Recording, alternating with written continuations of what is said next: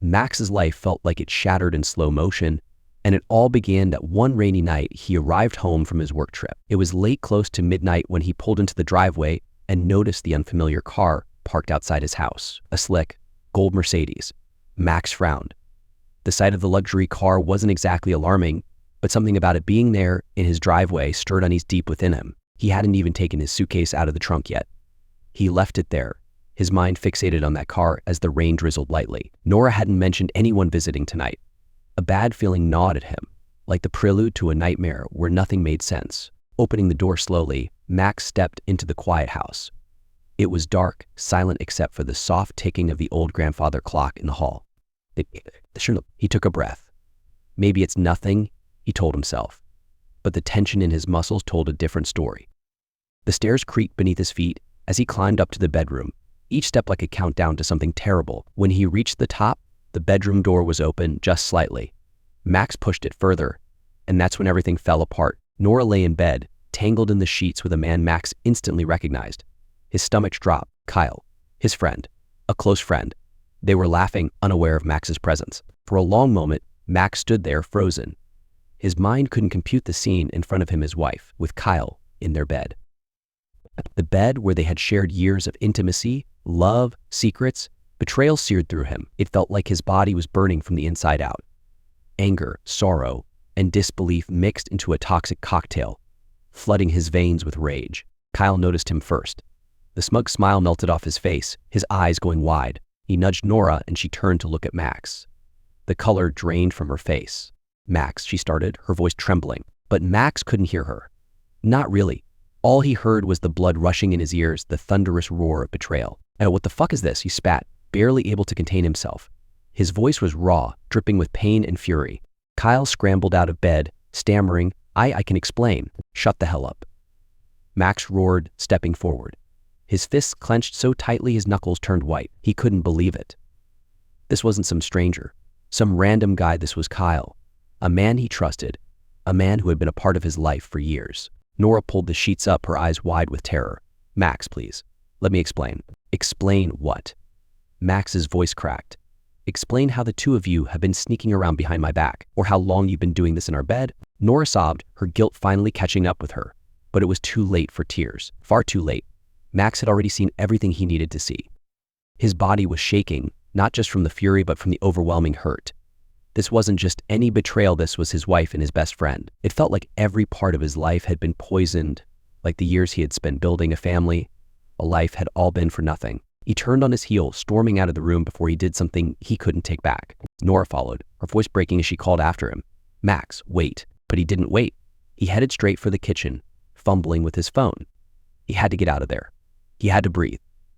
The house, once his sanctuary, now felt like a prison, every corner tainted by Nora's betrayal. As he was about to call for a cab, the phone slipped out of his hand and clattered onto the counter. It lit up with a notification, a message that hadn't been cleared. Without thinking, Max opened it. The thread of messages between Nora and Kyle was all there. Dozens of explicit texts, photos, videos that made Max want to throw up. He staggered back, his breath coming in short, painful gasps. The more he scrolled, the more it all unraveled before his eyes. Their affair had been going on for months. Months of lies, of deceit.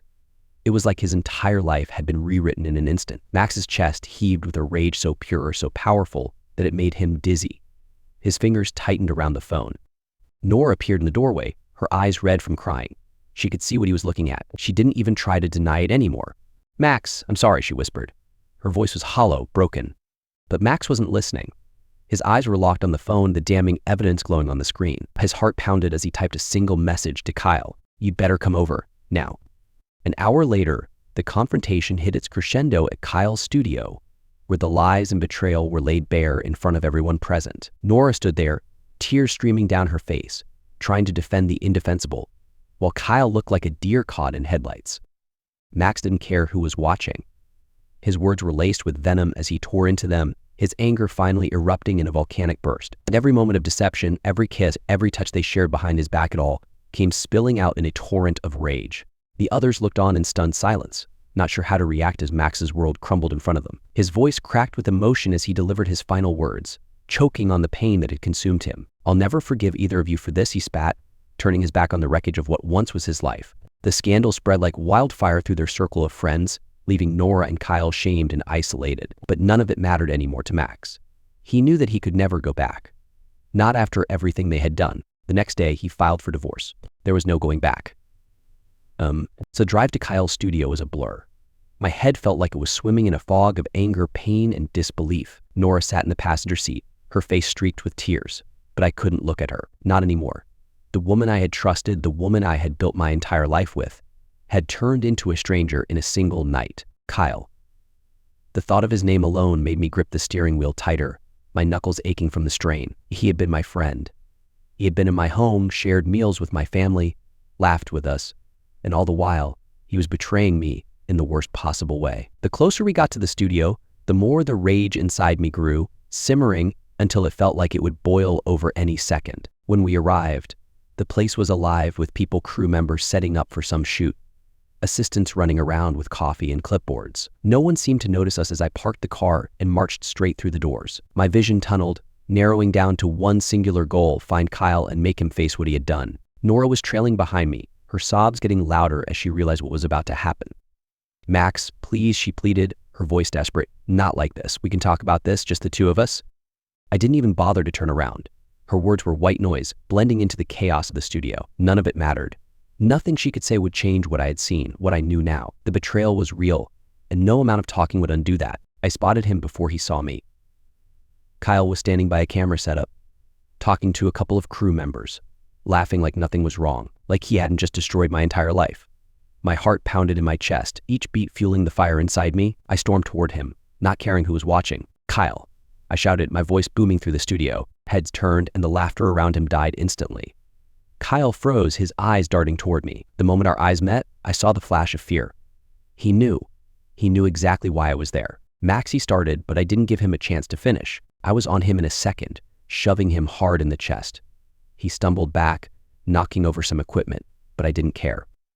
My fists were clenched so tight it hurt, but the pain in my hands was nothing compared to the ache in my chest. The need to hurt him, to make him feel a fraction of what I was feeling, was overwhelming. "But you piece of shit," I growled, my voice shaking with barely controlled rage. How long have you been screwing my wife behind my back?" Kyle's hand shot up defensively, his face pale. "Max, listen, it's not what you think." "Not what I think?" I cut him off, shoving him again. This time he didn't even try to stop me. I saw everything, Kyle. The messages, the videos, everything. The studio had gone dead silent. Everyone was watching now, their eyes wide with shock. Nora was crying behind me, begging me to stop, but I couldn't. I couldn't stop. The betrayal was too fresh, too raw. I wanted Kyle to feel the same pain I was drowning in. "Max, I didn't mean for any of this to happen," Kyle said, his voice shaking. "It just, shut the hell up," I roared, grabbing him by the collar. "You're my friend, Kyle, my friend. How could you do this? How could you look me in the eye, come into my home, sit at my table, and then go behind my back like this?" Kyle didn't have an answer. He just stood there, trembling, his face contorted with guilt and fear. Good. Let him be scared. Let him feel powerless, just like I had felt when I stood in that bedroom, watching the two of them. Out of the corner of my eye, I saw Nora step forward, her hands clasped in front of her, tears streaming down her face. "Max, please, just let me explain." I whipped around to face her, my chest heaving. "Explain what, Nora? What's left to explain? You were fucking my best friend. You think there's something you can say that'll make this better?" She sobbed, covering her face with her hands. "I'm sorry, Max. I didn't want it to happen. I don't even know how it got this far." I shook my head, disgusted. "You didn't know? You didn't know? It got this far because you let it, because you didn't care enough to stop it." The pain in her eyes was palpable, but it did nothing to soften the anger coursing through me. She had betrayed me, shattered the life we had built together. And for what? For him? "I loved you, Nora," I said, my voice cracking. "I loved you, and you threw it all away." Her sobs were the only response I got, but I didn't care. There was nothing left to say, so nothing she could say would fix this. Kyle had backed up against the wall, his hand still raised, as if that would protect him from the truth. "Max, man, please." I don't man me, Kyle," I spat. "You're dead to me." And with that, I turned on my heel, walking away from both of them. The studio remained silent as I stormed out, my heart pounding in my chest. I didn't know where I was going, but I knew I had to get as far away from them as possible. As I stepped outside into the rain, I realized something with a bitter sense of finality. My marriage was over. There was no saving it. No going back. And for the first time since that night started, I felt truly, devastatingly alone. The rain poured down as I stood outside Kyle's studio, breathing hard, my chest rising and falling in time with the violent rhythm of my heart. Everything had happened so fast, like a car crash you don't see coming. One minute, I was heading home, thinking about Nora, about our life together, about the next steps we'd take with the kids and our future. The next, it was all gone. Like waking up from a dream, only to realize the nightmare had already started. I didn't know how long I stood there, letting the cold rain soak through my clothes, trying to pull myself back from the edge. The confrontation had left me feeling raw, exposed like my skin had been peeled off, leaving only nerves and pain behind. I wanted to hurt Kyle, to rip him apart for what he had done. But the worst part was realizing there was no amount of anger, no amount of violence that could fix this. Nothing would undo what had happened. Eventually, I got into the car.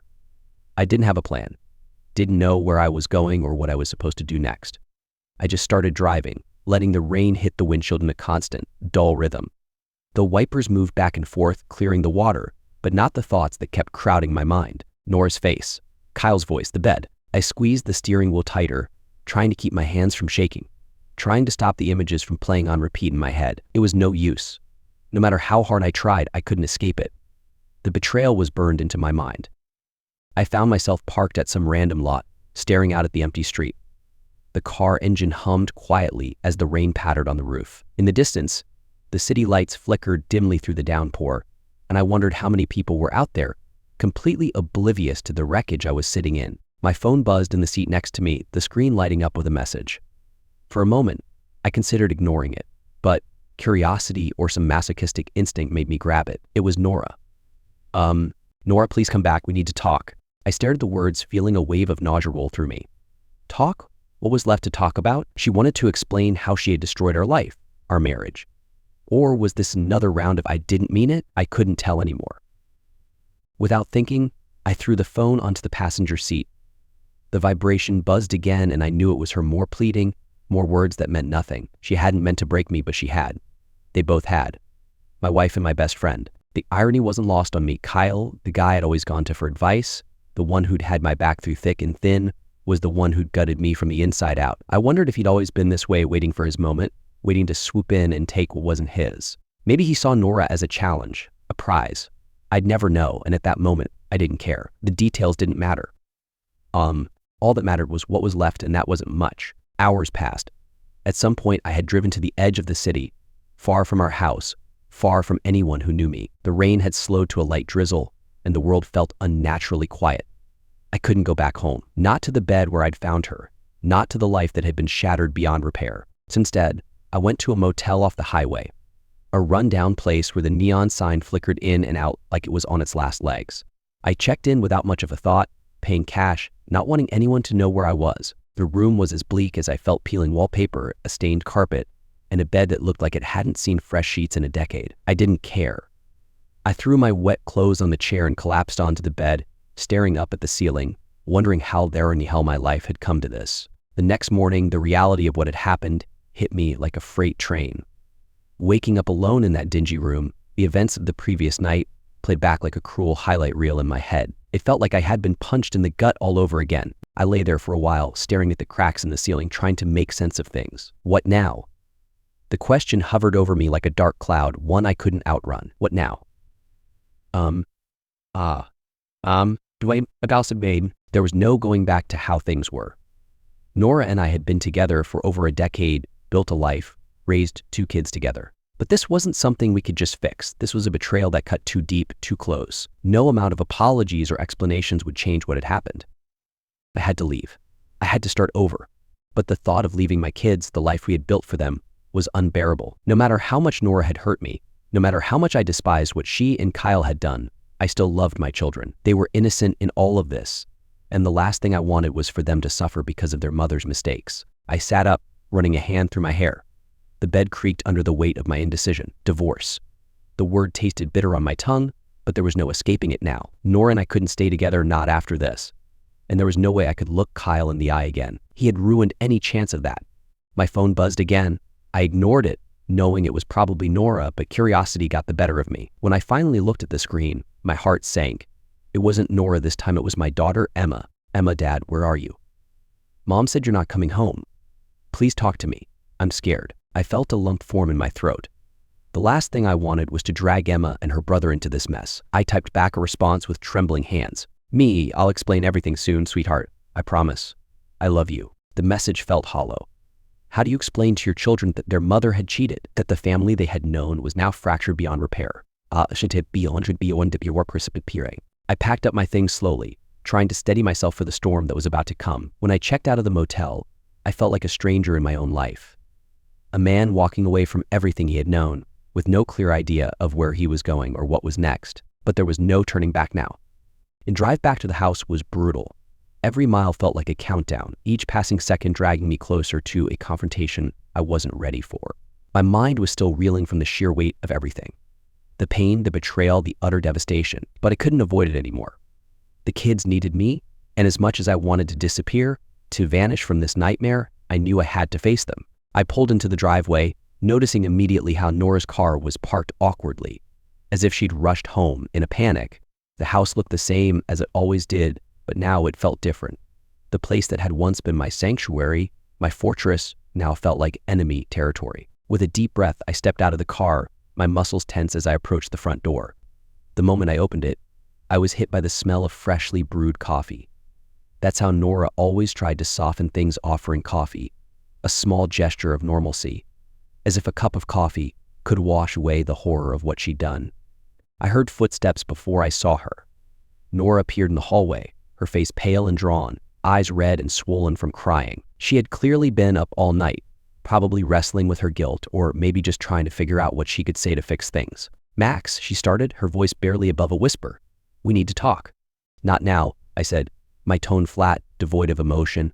I couldn't give her the satisfaction of knowing just how much she had broken me. I wasn't ready to go through this with her yet.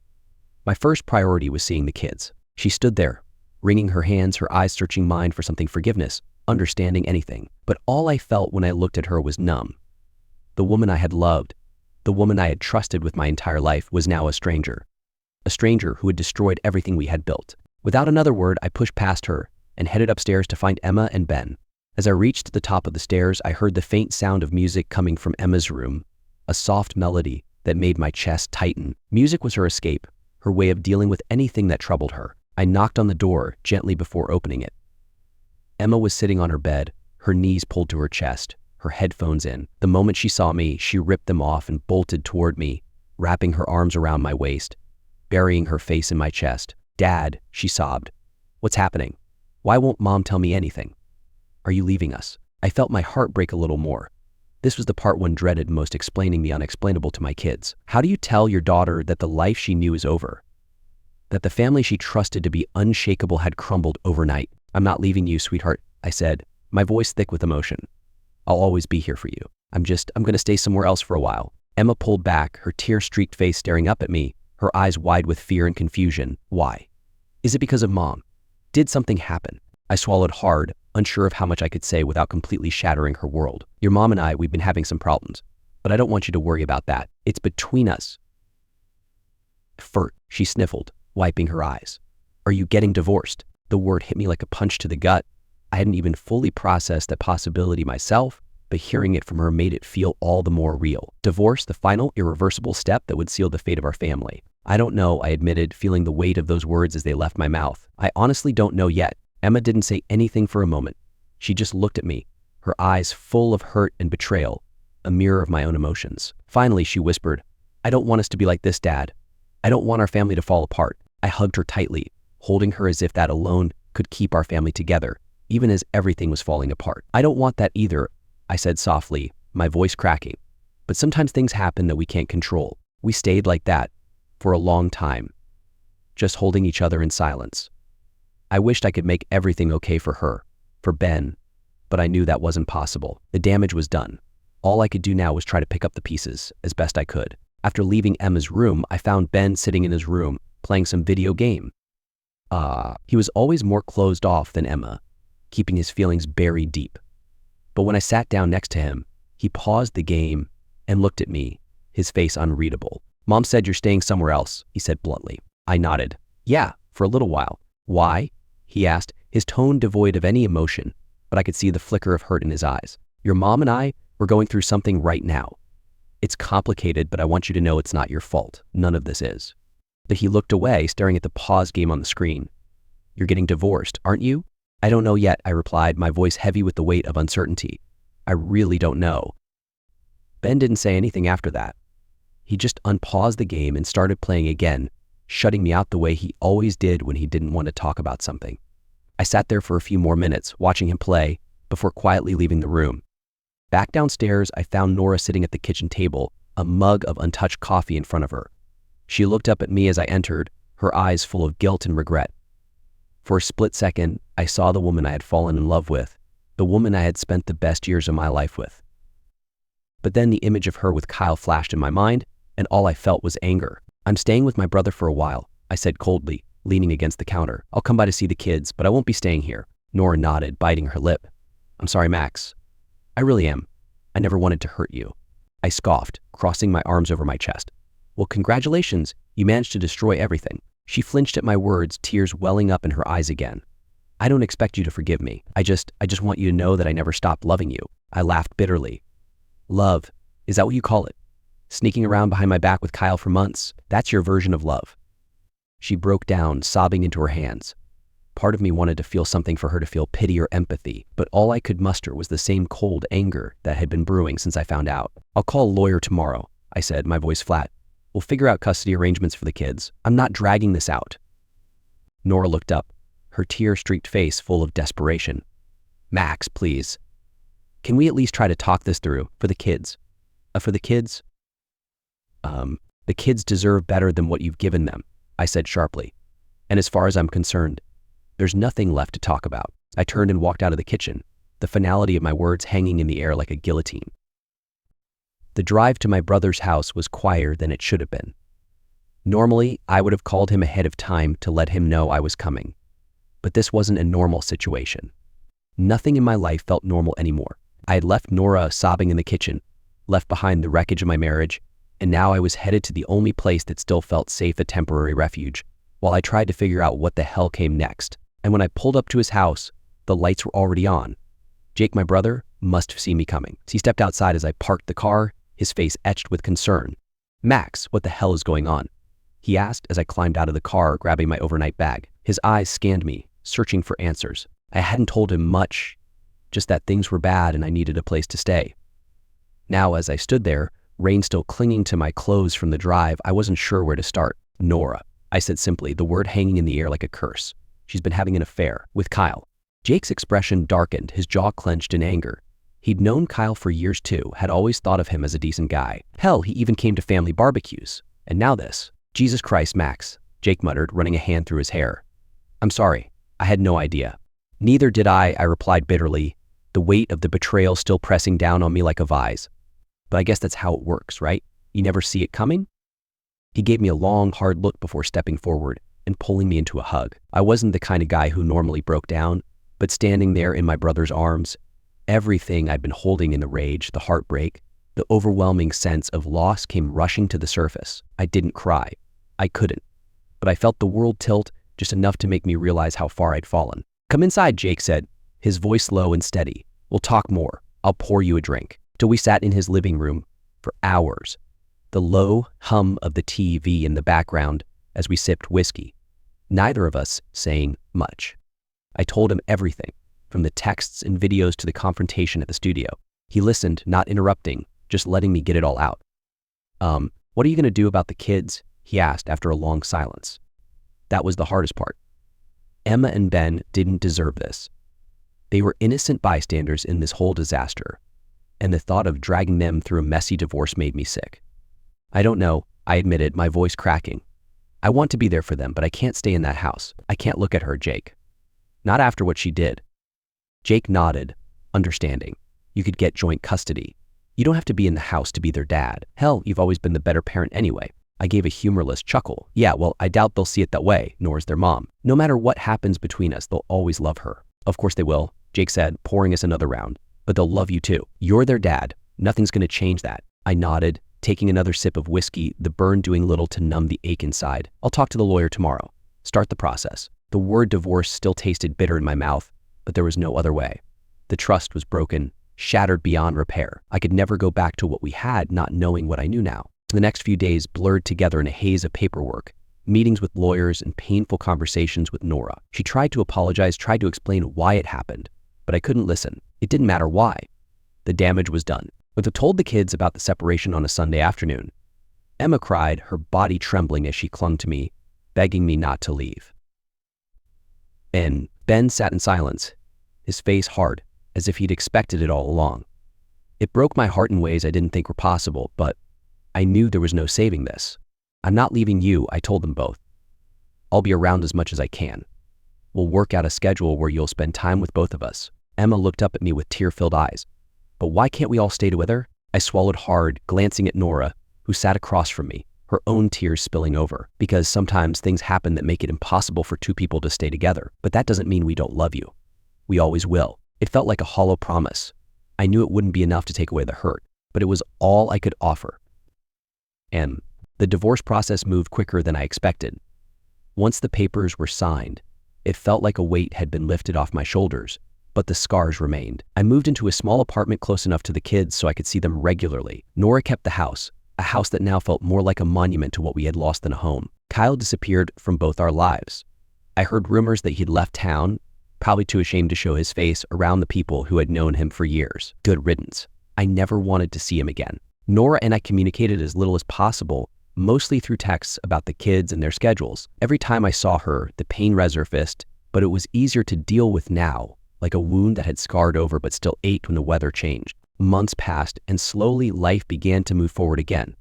It wasn't the same it never would be, but I started finding a new rhythm. Weekends with Emma and Ben became my lifeline, the moments that kept me grounded. Watching them grow, laughing with them, seeing them smile, it was the only thing that made the pain bearable. One afternoon, as we sat in the park, Emma looked up at me, her face thoughtful. "Dad, are you okay?" I smiled, ruffling her hair. "I'm getting there, kiddo.